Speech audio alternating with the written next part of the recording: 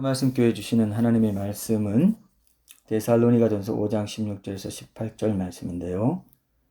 우리가 너무나 잘 아는 말씀, 따로 해석이 필요 없는 말씀이지만은 이 쉬지 않는 기도를 어떻게 주의 뜻대로 살고 주의 음성을 듣는 삶을 사는가, 이런 주제와 결합이 된다면 이게 또 보통 말씀이 아닌 거거든요.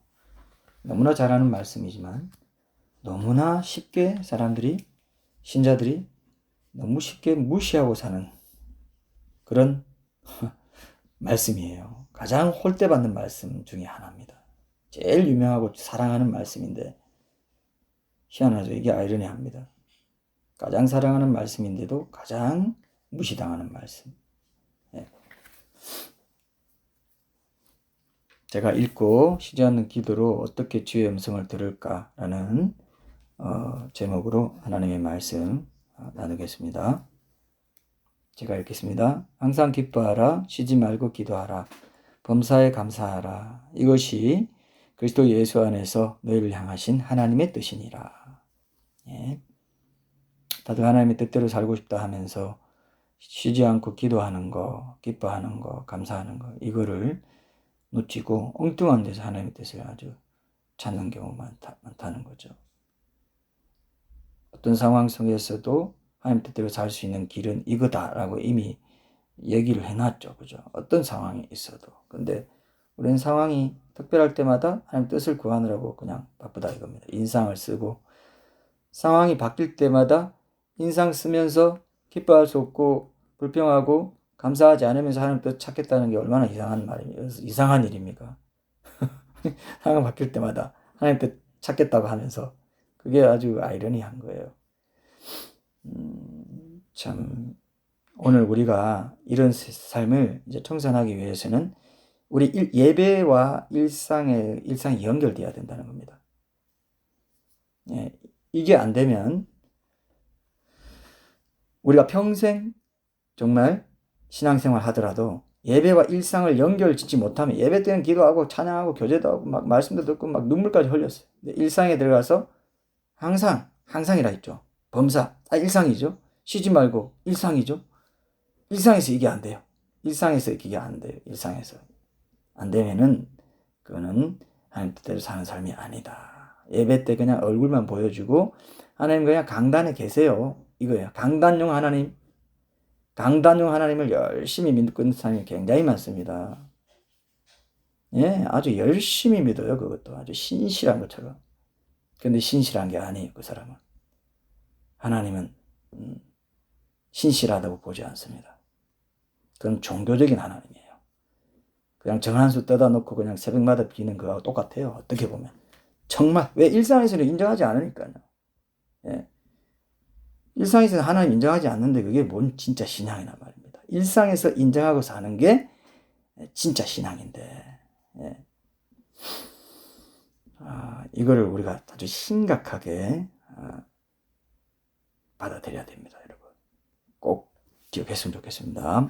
자, 오늘 영상에서 우리가 본 이 알바트로스라는 새에 대한 거는 예전에도 한번 다른 영상으로 제가 나눈 적이 있어요. 근데 이번엔 이 새에 대해 조금 더 자세하게 우리 하나님 임재 연습과 연결 지어서 좀 보면 좋겠다 해서 제가 또 소개를 했는데 다른 과학적인 어떤 그런 맥락에서 한번 봤는데요.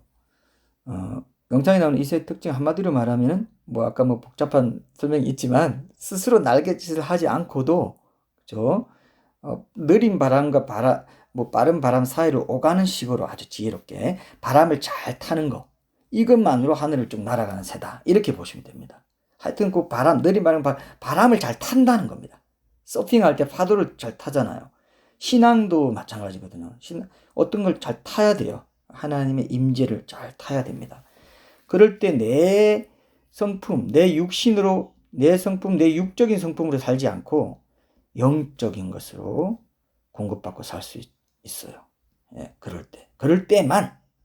그러니까 쉬지 말고 항상 기뻐하라, 범사에 감사하라는 거예요. 여기에 하나님의 뜻이 있단 말이죠. 하나님은 항상 나를 향하여 이렇게 살기를 원하시는데 내가 그렇지 못하잖아요. 그리고 어떤 상황에서 이걸 택하면은 하나님 뜻대로 가장 근접하게 살 수 있습니다. 가장 건접하게 살 수 있는 게 이거라는 것입니다. 영적인 세계에서는 그래요. 이미 구원을 받았고 이미 하나님이 큰 은혜를 주셨는데 충분히 어떤 상황에서도 감사할 수 있고 기뻐할 수 있고 쉬지 않고 의탁하는 기도를 할 수 있는 상황이라는 것을 네가 알고 그것을 네 일상 속에 계속 적용하면은 그게 하나님 뜻대로 사는 거다. 이겁니다. 이게 그렇게 쉽고도 어렵다 이겁니다.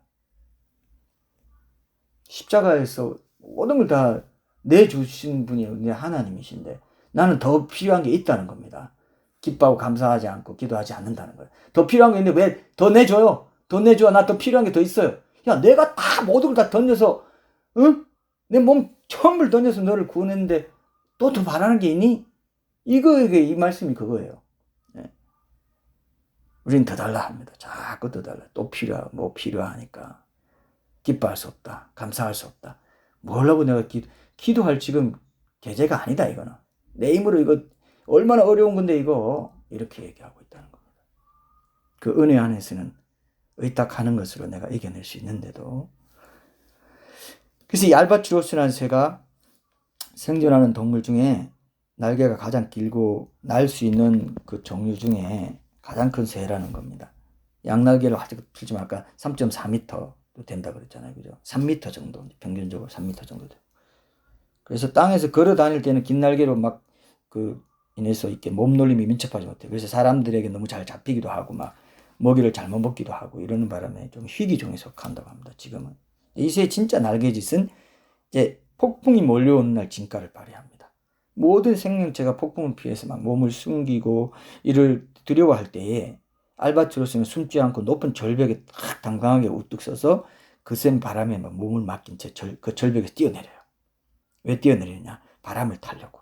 폭풍이 최고조에 달하는 그때가 바로 알바트로스에게는 하늘을 높이 비상할 수 있는 기회가 된다는 것이죠.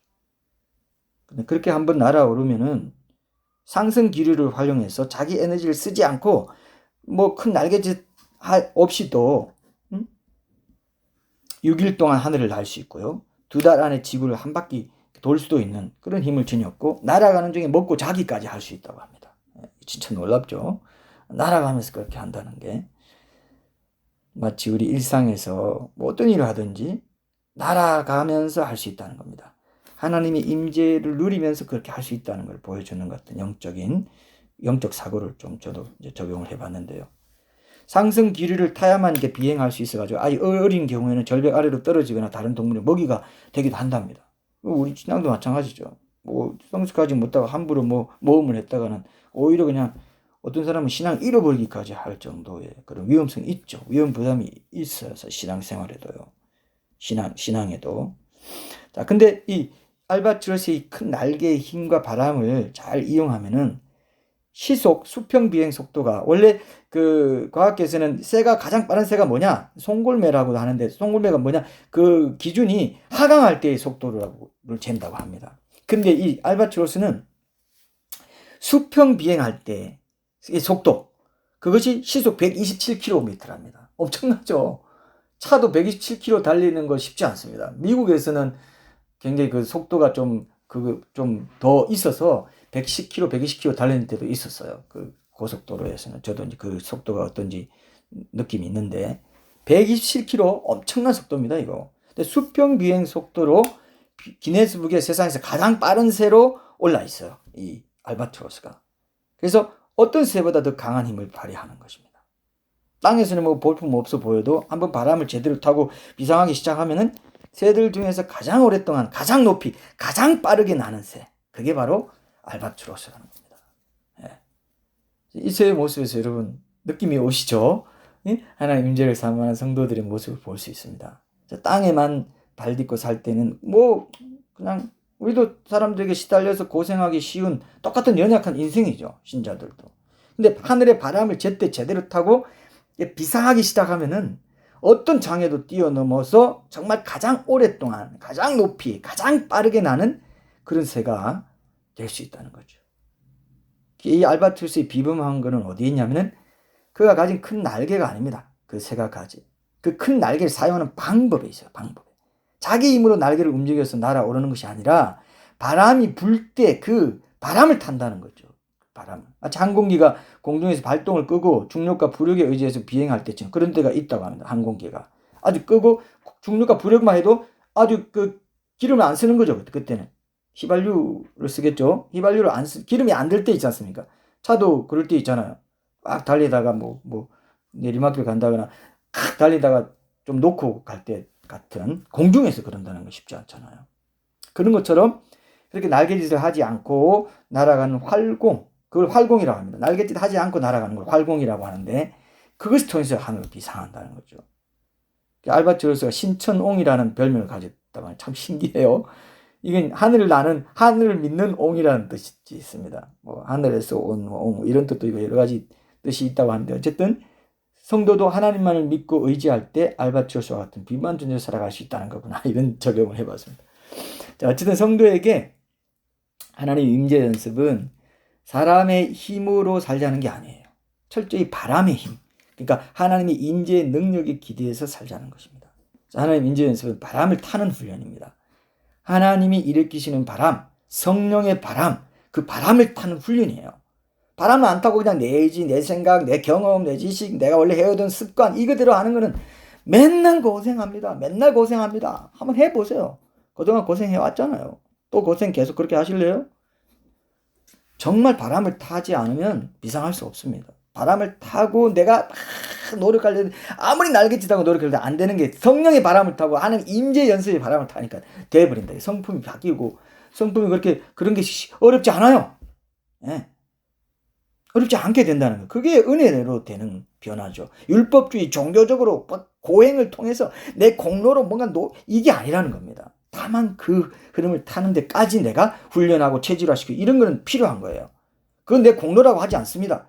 그건 내가 마땅히 하나님 내 자유의지로 하나님께 사랑을 고백하는 자발적인 자원하는 마음으로 주님께 드리는 내 사랑의 고백에 가까운 것이지 그거는 율법적인 종교적인 어떤 그런 게 아니에요.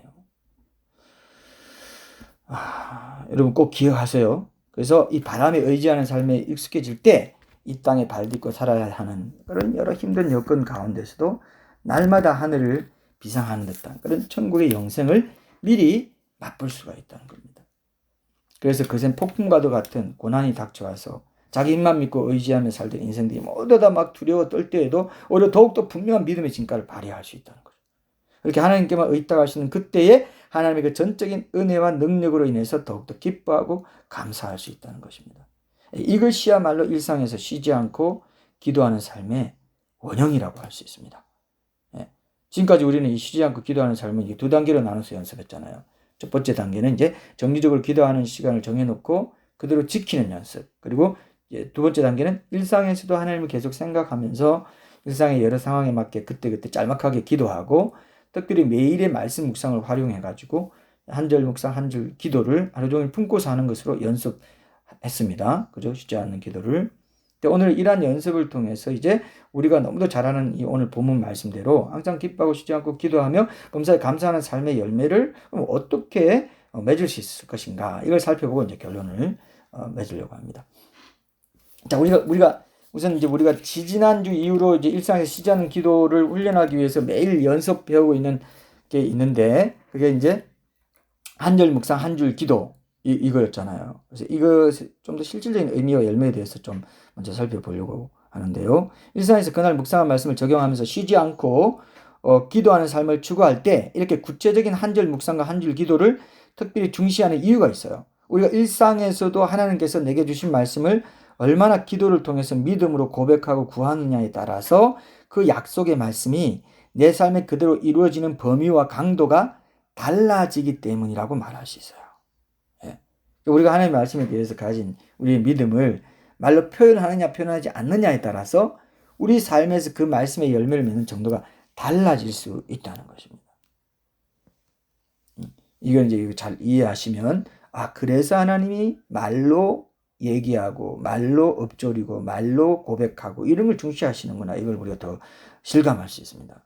구원의 사건에 있어서도 예수님이 십자가에 죽으시고 부활하심으로써 인류의 구원이 이루어졌지만은 개개인적으로는 그분을 구주와 주님으로 믿고 고백할 때 각자에게 그 구원이 실제가 되는 것과도 같아요. 이 원리가. 그래서 그 우리가 잘 아는 로마서 10장 10절 말씀 있죠. 그죠? 그 사람이 마음으로 믿어 의에 이르고 입으로 시인해서 구원에 이르느니라. 이 말씀에도 이게 이 원리가 잘 드러나 있어요. 마음으로 믿는 것을 입으로 고백하는 그것을 통해서 구원이 우리 각자에게 실제가 되지 않습니까? 예. 그런 것처럼. 근데 입으로 시인한다는 건 이건 넓게 보면요, 마음만이 아니라 내 삶의 실제적인 순종, 입이 내 몸이지 않습니까? 내 몸으로, 내 삶에서 실제적인 순종으로 믿음을 나타낸다는 의미도 있어요. 크게 보면은 이게 아주 중요한 신학적인 사실 의미가 있는 건데요. 어쨌든 우리 각자가 예수님이 나의 구주와 주님이 되시고 나는 그분의 은혜로 구원받은 그분의 그 자녀라는 사실을 자주 고백할 때 이러한 자녀로서의 정체성이 일상의 삶 속에서도 더 분명해져 가지고 그분의 참된 자녀답게 온전히 순종하면서 살아가게 해준다는 겁니다. 아주 중요한 거죠, 이게. 예. 그래서 어떤 성도가 이런 새벽 기도 했다는 거 여러분 들으셨죠? 이분은 항상 새벽 기도할 때 한 단어밖에 얘기하지 않아요. 뭐냐 하면은 아버지입니다. 아버지. 이분이 제가 그때 누구한테 얘기를 들은 얘기인데요. 이분이 이북 출신이어서 아버지 막 이렇게도 하고 막 그랬다 합니다. 그래서 이 아버지, 이 아버지라고 부르는 이 억양이 다양했다고 합니다. 아버지 막 이렇게도 하기도 하고 막 기쁠 때는 막 아버지 막 이렇게도 하고 막 울기도 하면서 아버지 부르고 막 그밖에 안 했다는 거예요. 1시간 이상을 오랫동안 1시간인지 몇십 분인지 모르겠지만 그밖에 없는데 날마다 큰 힘과 위로를 얻고 그분의 삶에 열매가 있고 하루하루를 하는가 동행하며 살아갈 수 있었다는 그런 이야기를 제가 들은 적이 있어요. 이것도 이 사실을 보여주는 거죠. 우리가 왜 날마다 하나님의 말씀을 묵상하고 기도해야 되는가? 응? 그건 기도와 말씀을 통해서 바로 이 멤버십, 하나님은 내 아버지시고 나를 돌봐주시는 분이시고 나는 그분의 자녀야. 이 멤버십을 자주 확인하고 고백하면 할수록 우리 안에 그분의 자녀답게 그분을 닮아 거룩하게 살아갈 수 있는 능력이 더 강해지기 때문이라는 겁니다. 이게 중요하다는 거죠. 아침마다 하나님의 귀한 약속의 말씀들을 암송하고 묵상하고 그것을 듣고 하루 종일 기도할 수 있다면 그 말씀들이 실제로 내 일상의 삶 속에서 그대로 이루어져 간다는 것입니다. 그것이 믿음의 능력이고 믿음의 삶이에요. 또 그것이 일상에서 쉬지 않고 기도하는 삶의 열매가 될 수 있는 것입니다. 또 묵상이 하나님의 말씀을 작은 소리로 엎조린다는 뜻을 가지고 있는 것도 같은 원리가 돼요. 그 말씀 소리 내서 거듭해서 읽고 암송하는 것으로 그 말씀에 담긴 약속이 내 삶에 그대로 이루어져 가기 시작한다는 겁니다. 그래서 여호와의 율법을 즐거워하여 주야로 묵상하고 되새김질하고 엎조리는 자가 복이 있는데 그는 시절을 쫓아 실제로 일상에서 날마다 열매를 맺는 형통한 삶을 살게 될 것이기 때문에 그렇다는 겁니다. 근데 개인적으로 제가 기도할 때 가장 많이 드리는 간구가 있습니다. 하나님, 제 평생에 날마다 주님을 더 사랑하기 원하고 제 삶이 온전히 주님을 높이는 데 사용되기 원하고 주님의 사랑을 최대한 많이 전하는 데 사용되기 원합니다. 이것이 제 가장 큰 소원입니다. 이런 기도를 제가 자주 드려요. 자주 하세요. 예. 이렇게 자주 말하고 고백한 그대로 하나님께서 제 인생에 이루어 주실 것을 저는 믿습니다. 그렇게 자주 고백하고 그렇게 표현하고 그러고 있으니까요. 제가 기도로 이 소원을 일상에서도 자주 표현하고 고백하냐 안 하냐에 따라서 믿음으로 말이죠. 내가 주의 말씀에 순종하는 삶을 살고 거기에 합당하도록 그 합당한 삶이 되도록 주님을 더 닮은 사람이 돼야 그런 일을 할 수 있을 거 아니겠어요. 그러니까 말씀에 순종하지 않을 수 없게 되는 것입니다. 또 이 고백대로 내 삶의 내용이 그대로 채워지는 범위와 강도가 다를 거라고 제가 믿기 때문에. 근데 믿는 자의 말에는 특히 창조력이 있고 권세가 있다고 하지 않았습니까? 말이 창조력이 있다고 그랬죠. 말한 대로 되는 것. 내 귀에 들린 대로 내가 행하리라. 내가 말을 계속 부정적으로 하고 안 된다, 불평하고 계속 원망하고 계속 이것저것 막 이런 식으로 하는 사람은요, 인생이 매일 그렇게 살아갑니다. 말에 창조력이 있어요. 말 표현하는 것과 마음에 담아두고 하나님 앞에 삭히고 그걸 다시 창조적인 권세가 있는 말로 내가 말한 대로 내 인생이 그렇게 모양 지어져 갈 텐데 내가 왜 말로 내 인생의 앞길을 막을 것이냐? 딱 믿음으로 딱 붙잡고 입으로 시인한다는 게 이렇게 중요합니다, 여러분. 고백하고 표현하냐 안 하냐 이렇게 중요해요. 예, 믿는 자의 말에는 창조력이 있고 권세가 있기 때문에 그래요. 이게 우리가 하나님의 자녀로서 우리가 드리는 기도가 가진 권세입니다, 이것이. 그리고 내 순종이 어우러져야 되는 기도 응답의 자연스러운 원리이기도 하다 이거예요.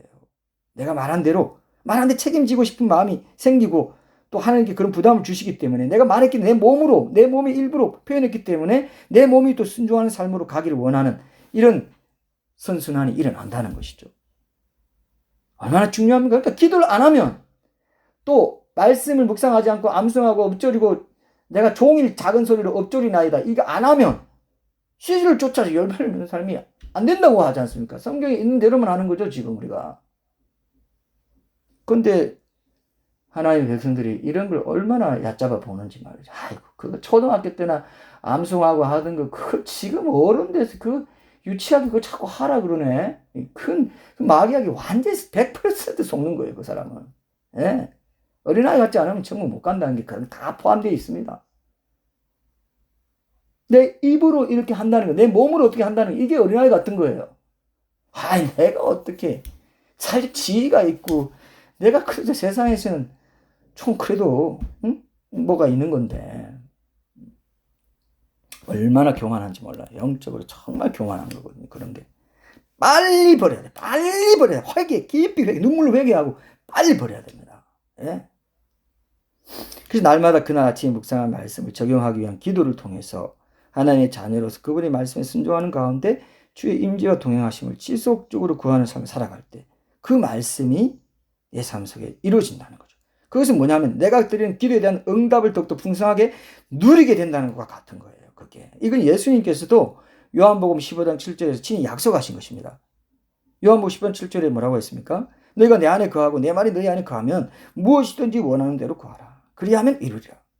너희가 내 안에 거하고 내 말이 너희 안에 거하면 무엇이든지 원하는 대로 구하라. 그리하면 이루리라. 여기서 예수님 우리에게 주일에 공예배를 드릴 때만 주님 안에 거하라고 하시지 않습니다. 골반 기도할 때만도 아니에요. 일상에서든 교회 예배에서든 내 존재 자체가 항상 예수님 안에, 그러니까 예수님 임재 가운데 살아가는 것이 중요하다는 겁니다. 그리고 이것은 또한 말씀대로 그분의 말씀, 우리 각자 안에 거할 때 비로소 온전히 가능해지는 것이죠.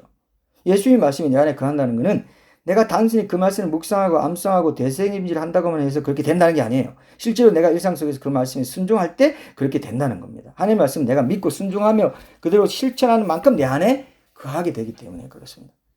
그리고 바로 그때 내가 드린 기도의 응답 또한 그대로 이루어지게 된다는 거죠. 그러니까 내가 주님 안에 거하는 것과 주의 말씀에 순종하는 것과 나의 기도가 응답받는 것은 하나로 연결되어 있어요. 이런 일 예배 자리에서뿐만 아니고 우리 일상의 자리에서도 항상 유기적으로 연결되어서 일어나야 할 일이에요. 이런 믿음의 열매는 일상 속에서 내가 말씀에 순종하는 삶을 중심으로 쉬지 않고 기도하는 삶을 추구할 때 점점 더 온전하게 이루어져 가는 것입니다. 자, 이렇게 하나님의 말씀을 믿음으로 고백하고 묵상하면서 그 말씀을 내 삶에 적용하기 위해서 하루 종일 쉬지 않고 기도하는 삶을 추구하며 살아갈 때 우리는 육적으로 어떤 환경 가운데 놓이게 된다 하더라도 언제나 영적으로 충만한 삶을 살아갈 수 있다는 겁니다. 그래서 항상 기뻐하고 범사에 감사할 수 있고 환경을 뛰어넘어서 주의 말씀을 붙잡을 수 있게 된다는 거죠. 오늘 본문에 쉬지 말고 기도하라는 말씀에 구약 버전 중에 하나가 있어요. 그게 뭐냐면 시편 62편 8절 말씀인데요. 우리가 일상에서 경험하게 되는 염려와 불안 이런 거를 시시로 하나님께 아뢰는 것으로 그분께 의지할 때 환경을 뛰어넘는 기쁨과 감사의 삶을 살 수 있다는 것을 우리가 확인할 수 있습니다. 제가 읽어볼게요. 시편 62편 8절입니다. 백성들아 시시로 그를 의지하고 그의 앞에 마음을 토하라. 하나님은 우리의 피난처시로다. 자, 이 말씀에서 시시로 그를 의지하라는 이 말씀. 이거 영어로 보면은 trust in him at all times라고 번역되어 있어요. 그러니까 항상 하나님을 의지하라는 겁니다. at all times라고 되어 있죠. 근데 그렇게 의지하는 삶을 그의 앞에 마음을 토하라. 그러니까 내 마음 속에 있는 것들을 토해내듯이 하나님께 아뢰는 것으로 나타내라. 이렇게 명령하고 있어요. 그러니까 토한다는 것은 내 속이 정상적이지 않을 때 일어나는 일이죠. 그죠? 내 마음이 뒤틀려 있고 일상에서 자주 맞닥뜨리게 되지 않을 수 없는 염려나 불안, 두려움이 엄습해 올 때마다 그 마음 속을 있는 그대로 하나님께 다 좀 토해내되 시시로 항상 그렇게 하라는 겁니다. 시시로가 뭡니까? 항상 at all times 시시로. 그러니까 이 말씀 역시 뭐냐면은 하나님을 항상 의식하고 그분께 의지하면서 그 앞에 쉬지 않고 기도하는 삶을 살라는 명령과 똑같은 것입니다. 쉬지 않고 기도하는 삶을 위해서는 내가 여호와를 항상 내 앞에 모심이요 라고 했던 다윗의 고백대로 그 시편 16편 8절에 있죠. 내가 여호와를 항상 내 앞에 모시며. 이게 일상 속의 코람데오라고 하죠. 하나님 면전의식, 하나님 얼굴 앞에 있다는 의식. 하나님 앞에서, 하나님 임재 연습, 이게 하나님 임재 연습입니다. 항상 하나님 앞에서 사는 것입니다. 일상을. 하나님 임재 연습이 중요하다는 사실을 강조하고 있는 말씀이라고 볼 수 있어요.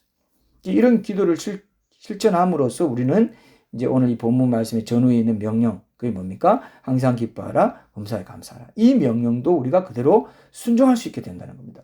내 마음에 근심과 염려, 불안이 생길 때마다 그것을 시시로 하나님께 토해내듯이 아뢰고 맡겨버리기 때문에 항상 기뻐하고 범사에 감사할 수 있게 된다는 것입니다. 그래서 다윗은 날마다 우리 짐을 지시는 주, 곧 우리의 구원이신 하나님을 찬송할지로다. 시편 68편 19절 이렇게 말했어요. 날마다 우리 짐을 지시는 주. 날마다 우리는 아뢰입니다. 날마다 시시로 토합니다. 그렇기 때문에 우리 짐을 지실 수가 있어요. 근데 이거만 붙잡고 요 말씀만 암송해버리고 이 말씀에 거하지 않고 이 말씀에 순종하는 게 거하는 건데 날마다 우리 짐을 지실 수 있도록 내가 시시로 토하냐 이거예요. 토하지 않으면 날마다 우리 짐을 지시지 않는 거죠. 내가 그걸 인정하지 않는 건데요. 믿음이, 신앙생활이 뭡니까? 믿음 생활이잖아요. 내가 토하고 하나님께 의지하면 하나님이 내 짐을 지신다. 이것 때문에 평안이 임하고 감사와 기쁨이 임하는 건데 실행하지 않고 순종하지 않으니까 너희가 내 안에 가고 내 말이 너희 안에 거하면 내가 내 말에 순종하면 기도 응답도 받고 이런 부분에서 네가 평강과 범사에 감사하고 항상 기뻐하는 하나님 뜻대로 사는 삶도 이루어진다. 순종과 고백과 이 모든 것이 입으로 시인하는 거 이런 것이 순종과 연결되고 행함과 연결되면서 다 하나님의 뜻대로 살아가는 삶과 연결이 되어 있다. 이겁니다. 유기적으로 연결되어 있다는 겁니다. 범사에 감사하고 항상 기뻐하는 거. 그것하고도 연결되어 있다는 거죠. 그래서 사도 베드로도 이런 말 했어요. 베드로전서 5장 7절에 너희 염려를 다 주께 맡기라. 이는 그가 너희를 돌보심이라. 이렇게 권면했습니다. 근데 이렇게 우리의 짐과 염려를 맡겨서 항상 기뻐하고 범사에 감사할 수 있는 삶을 살려면은 일상 속에서 쉬지 않고 기도하는 삶이라는 이 핵심적인 매개체를 활용해야 된다는 것입니다. 예. 오늘 본문 말씀대로 사도 바울은 바로 이렇게 사는 삶이야말로 그리스도 예수 안에서 너희를 향하신 하나님의 뜻이니라. 이렇게 말합니다. 일상에서 자신도 모르게 순간순간 마음속에 찾아드는 두려움과 불안, 염려 이런 게 있지 않습니까? 그걸 말로 표현해서 기도로 아뢰는 훈련, 시시로 토하는 훈련. 이게 하나님의 임재를 구하는 가운데 쉬지 않고 기도하는 삶을 통해서 항상 기뻐하고 범사에 감사하는 하나님 뜻대로 사는 삶을 이루어가는데 아주 중요한 역할을 한다는 거죠. 여러분 이걸 믿으셔야 됩니다. 시시로 그 앞에 마음을 토하라 그랬죠. 시시로 그를 의지하고 백성들아 시시로 그를 의지하고 at all times 항상 그를 의지하고 그의 앞에 마음을 토하라. 그리하면 범사에 감사할 수 있고 항상 기뻐할 수 있어. 그게 쉬지 않고 기도하는 거야. 쉬지 않고 기도하는 게 뭡니까? 시시로 그를 의지하고 그의 앞에 마음을 토하는 거예요. 그럴 때 하나님은 우리의 피난처가 되셔서 내 마음의 평강과 내 상황이 어떠해도 피난처가 왜 필요합니까? 내 상황이 어렵고 힘들고 상황이 정말 기뻐할 수 없을 때 기뻐할 수 있게 해주는 게 피난처잖아요. 상황이 어려울 때를 전제하는 거라고 이 피난처는. 그 어려울 때 그때 하나님께 아뢰라는 거죠. 토한다는 게 뭡니까? 토한다는 게 여러분 내 속이 편할 때 토합니까? 토한다는 건 뭐예요? 내 마음 편치 않고 뭔가 두려움이 있고 불안이 있고 이럴 때 토하잖아요. 그때 상황이 어렵니? 그러면 그 어려움을 토해. 그러면 그 어려운 상황 속에서 주님이 피난처가 되어주셔. 주님이. 어떤 장소가 아닙니다. 하나님 임재 연습이 뭡니까? 장소가 아니에요. 언제 어디서든 하나님 그분, 인격체이신 그분이 내 피난처가 되는 겁니다. 하나님 장소가 아니잖아요. 인격이잖아요. 이게 중요한 원리가 하나님이 우리의 피난처예요. 하나님이 마련해 주신 어떤 도피처가 우리의 피난처다 이렇게 안 돼 있잖아요. 하나님이 우리의 피난처가 돼 주시는 삶. 그게 하나님 임재 연습이고 그건 어떻게 이루어질 수 있느냐? 쉬지 않고 기도하는 가운데 내 안에 있는 것들을 하나님께 토해낼 때 염려가 생길 때 염려를 기도 제목으로 바꾸는 게 바로 그런 거죠. 이런 것들을 통해서 하나님의 음성을 듣게 됩니다. 야, 한균아, 염려하고 있지 마. 나한테 그렇게 말씀 묵상을 통해서 우리 하나님 음성을 듣는 것과 연결됩니다. 이 기도와 말씀과 연결되어 있습니다. 그래서 야, 염려하지 마. 내게 맡겨. 날마다 내 네 짐을 지어줄게. 내가 너의 짐을 져주는 주님이잖아. 너의 구원이잖아. 날마다 우리 짐을 지시는 주 우리의 구원이지 하나님 찬송할지다. 10편 68편 19절 다윗의 고백을 너 기억해야 돼. 이게 하나님 음성 듣는 거예요. 쉬지 않는 기도를 하나님 음성 듣는 게 뭡니까? 아, 염려하고 싶은데, 내 기분대로 하고 싶은데, 아, 이거 불평하고 싶은데, 원망하고 싶은데, 아, 짜증내고 싶은데, 그때 하나님의 음성을 듣는 겁니다. 아, 그러지 말라고 그랬어. 시시로 하나님께 의지하고 그 앞에 마음 토하라고 그랬어. 하나님이 그분 인격지신 그분이 내 피난처야. 어떤 장소가 아니야. 어떤 환경이 바뀐 거, 그 사실 그 자체, 하나님이 내게 은혜 베풀으신 그 어떤 사실 그 자체, 하나님 이 상황 돈 좀 더 많이 벌게 해주시고, 뭐 이 상황에서 좀 관계를 좀 새롭게 해주시고, 이 상황 그 자체가 피난처가 아니야. 하나님이 내 힘이 돼버리면서 바람을 타버립니다. 바람을. 하나님이 일으키시는 바람을. 하나님을 타는 거예요, 사실. 바람. 성령의 바람이라는 것은. 알바트로스가 어떨 때 힘을 발휘한다 했습니까? 날개짓 하지 않습니다. 자기 날개짓. 딱 올라가가지고, 그죠? 폭풍이 불 때, 그 언덕에서, 폭풍이 불 때, 그때, 사람들 다 두려워가지고 막, 평소에 자기 힘만 믿고 살던 사람들 다 두려워, 폭풍이 온다고 다 숨고 두려워서 떨고 있을 때, 담대하게 그 언덕에 올라가서 자기 몸을 던져버려요. 왜? 하나님이 계시니까. 하나님이 내 피난처가 돼. 하나님 임재 연습이 그거예요. 바람 서핑하는 거죠. 하나님을 서핑하는 거예요. 하나님 임재 가운데 내 몸을 맡기는 거예요. 이게 계속 쉬지 않고 매일 날마다 말씀과 적용기를 통해서 계속 되는 거. 이 훈련을 한다는 게 얼마나 큰 축복입니까, 여러분? 이게 축복이 아닙니까, 여러분? 이게 축복인지 모른다는 것은 큰 비극입니다, 여러분. 여러분, 기억하십시오. 오늘 뭐 여기까지 나눠야 될 것 같은데, 이 뒤에 내용이 또 좀 더 많이 있는데요. 이 기뻐하고 감사하고 하는 것과 관련해서 쉬지 않고 기도와 음성, 이거를 다음 주에 할 수밖에 없겠습니다. 여러분, 오늘 하나님께서 이걸 좀 더 강조하게 하시는 것 같습니다. 알바트로스를 우리가 앞에 중요하게 이렇게 붙잡은 이유는 그 바람을 타는 것을 우리가 계속 내가 일으키는 바람 타려고 내가 날개짓해서 어떻게 해보려고 평생 고생합니다, 여러분. 진짜 오늘부터 포기하세요. 염려가 생기고 뭐 아픔이 생기고 뭐가 있으면은 그냥 하나님께 먼저 내가 그게 쉬지 않고 기도하는 거라는 겁니다. 쉬지 않고 기도하는 게 그거예요. 그 내 염려거리 생각 원망할 게 생기면 곧바로 하나님 음성을 딱 들어야 돼요. 음성을, 야, 염려하지 말고 그거 내한테 맡기라 했잖아. 너 속 뒤틀리지? 그때 토하는 건 정상일 때 토하지 않습니다. 그걸 바로 내한테 알아. 시시로 그를 의지하고 그 앞에 마음을 토하라. 그리하면 마음을 위로하시는 하나님이 너의 피난처가. 그게 하나님 임재 연습이라는 겁니다. 그때 내가 바람을 타는 궤도에, 정상 궤도에 올라서게 돼버린다는 겁니다. 그럴 때만 하나님의 것은요, 하나님의 것으로만 누릴 수 있어요. 하나님 주신 평강, 하나님이 주시는 기쁨, 하나님 주시는 내게 허락하신 감사와 모든 의탁하는 기도의 영이라든지 이 모든 것이 하나님께로부터 오는데, 예? 하나님이 그렇게 너를 내려놓고 그걸 토하면 내게 맡기면 내 것으로 네가 세상이 누릴 수 있는 평강과 기쁨과 감사를 어떤 상황에서 누릴 수 있게 해줄게. 그게 신앙인이라는 겁니다. 신앙인이 세상과 다른 게 뭐냐? 그게 신앙이에요. 그게 믿음이라고요. 근데 그게 하나님 뜻대로 사는 것이고 그게 하나님 음성대로 사는 것입니다. 음성을 듣고 사는 삶인 건데 지금 신자들이 이렇게 많이 살지 못하죠. 세상에 나가면 세상 걱정 하고 그냥 교회 가서 좀 위로받고 또 세상 가서 세상 걱정 하고 또 교회 가서 일본말로 히야카시 한다고 합니다. 이거 아는 사람 있을지 모르겠어요. 경상도 출신은 합니다. 한번 뭐 리프레시 한다고 할까요? 영어로. 아무라고 좀 은혜 받고 위로 받았다. 또 세상 가서 고생 좀 많이 하고 걱정하고 살아야지 하고 또 세상 가서 살고. 알바트로스가 못 되는 거죠. 그거는 바람을 타지 않는 거죠. 바람을 탄다고 했는데 세상은 폭풍 속에 있는 것 같아요. 세상의 일의 체제나 구조 자체, 세상 임금은 사탄이기 때문에 계속 애굽에서 노예를 시킨단 말이에요. 우리를 노예를 시키고 계속 채찍 때리면서 이거 안 하면 너 죽어라고 계속 말합니다. 너 이거 안 하고 살 수 있어? 하나님? 여기서 무슨 힘이 있어? 하나님 임재해서 택도 없는 소리 하지도 마. 무슨 쉬지 말고 기도를 해. 이 상황에서 어떻게 기도를 해? 이 상황에서 어떻게 기뻐해? 어떻게 감사해? 계속 채찍을 때립니다. 아이고 힘들다. 그래서 정기적인 기도의 시간 갖고 그걸 기초로 해가지고 붙잡고 하루 종일 이걸 하자는 것이죠. 성경에 다 있잖아. 시시로 의지하라고. 있으니까 하는 겁니다. 있으니까 하면 열매가 있다는 겁니다. 이걸 믿으세요. 정말 중요한 거 이걸 믿으세요.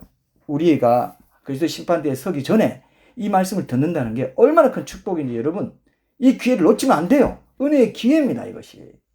심판대 앞에 서기 전에 이걸 듣는다는 것은 큰 은혜고 긍휼이고 자비입니다. 우리가 오늘 기억해야 될 말씀은 본문 말씀과 기억해야 될 말씀은 백성들과 시시로 그를 의지하고 그의 앞에 마음을 토하라. 하나님은 우리의 피난처시로다. 이 말씀입니다. 이걸 기억하시고 하나님 임재에서 알바트로스를 기억하고 내가 내 날갯짓으로 그동안 살려고 했는데 너무 힘들었다. 바람을 타야 되겠구나. 기억하시죠. 이거 키워드를 기억해요. 여러분 일상에서 우리가 한 줄 묵상 한 줄 묵상 한 줄 기도할 때도 적용 기도할 때도 키워드 하나 딱 기억해야 돼요. 뭐 어제 같으면 큰일, 작은 일이 아니고 큰 일을 구하지 마라. 너를 위해서 큰 일 구하자고 주님을 위해서 내가 나를 위해서 큰 일을 구하지 않고 주님 위해서 작은 일을 구해야지. 뭐 이렇게 저는 적용을 했는데요. 큰 일, 기도할 때 내가 식기도할 때나 그올리마다 큰 일을 딱 기억하면 그거 딱 풀려요. 하나님 오늘 이 말씀으로 나를 지켜. 여러분 이 피 터지는 이 훈련을 하셔야 돼요. 체질화 습관화시키기 위해서 이게 절대 쉽지 않습니다. 내가 살아온 이 육신적인 기질의 관성이요 얼마나 질긴지 몰라요. 이게 사망에까지 갑니다. 이게 죽음에까지 이르게 해요. 나를 그냥 깊이 기도하고 그래서 회개하고 눈물로 기도하고 이걸 결단해야 된다고 제가 여러 번 말씀드렸죠. 안 그러면 안 끊어져요. 분명히 말씀 저렇게 돼 있는데 나는 그렇게 안 살고 있는데 좋다고 살아가면 안 된다는 겁니다. 네. 그냥 주일 성수 잘하면 어떻게 되겠지. 그거는 진짜 율법적이고 종교의 멍에에 매인 삶인 것이지 절대로 진리가 너를 자유케 하리라 이 삶이 아니고 풍성한 꼴을 먹게 된다 이 삶도 아닙니다. 기억하시고 하나님 기도하겠습니다. 지금 이 시간에 내가 그렇게 보지 못한 거 회개하고 새롭게 결단하고 이번 한 주간 오늘 주신 그 시시로 그를 의지하고 그 마음을 도와라. 하나님 우리의 피난 하나님이 내 피난처가 되는 그 하나님의 바람을 타는 삶을 살게 해주십시오. 이걸 간절히 다시 한 번으로 한 줄 묵상 한 줄 기도 이번 주에 다시 실천하면서 항상 기뻐하고 범사에 감사하는 거 하기 위해서 시시로 내가 토해야 되겠구나. 염려를 기도 제목으로 바꾸고 원망이 올 때 뭔가 내 또 육신의 기질로 뭐가 나올 때 탁 끊고 하나님 음성을 딱 적용하십시오. 그거 하지 마라. 내게 맡겨. 시시로 의지하라고 했잖아요. 이걸 기억하시고 이번 한 주간 동안 정말 한번 또 도전해보는 그런 시간 되기로 간절히 기도하고 제 마무리하고 축도하겠습니다. 기도합시다. 1분만 하겠습니다.